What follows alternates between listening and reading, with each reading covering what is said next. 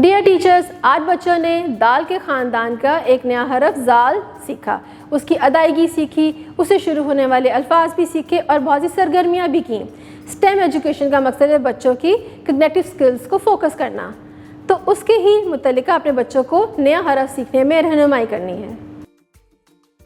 Science में सबसे पहले आपने एक तजर्बा करना है। रेत के चंद ज़रात पानी में डालिए और तलबा से पूछिए कि ये ज़रात पानी में हल हुए हैं या नहीं।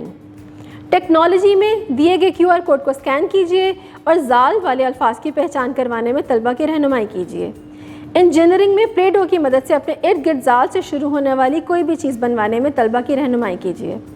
रियाजी में ऊपर दी गई तस्वीर में ज़ाल से शुरू होने वाले चीज़ों की गिनती करवाइए। मुसव्वतों से अरकान साजी ज़रूर करवाएं, जैसा कि ज़ाल को अगर अलिफ के साथ जोड़ दें तो ज़ाल अलिफ ज़ा बनता है, ज़ाल को वाव के साथ जोड़ दें तो ज़ाल वाव ज़ो बनता है, ज़ाल को अगर छोटी के साथ जोड़ दें तो ज़ाल छोटी ज़ी बनता है, और ज़ाल को बड़िए के साथ जोड़ दें तो ज़ाल बड़िए ज़े बनता है। इससे बच्चे नए हरूफ से नए नए अल्फाज सीखेंगे।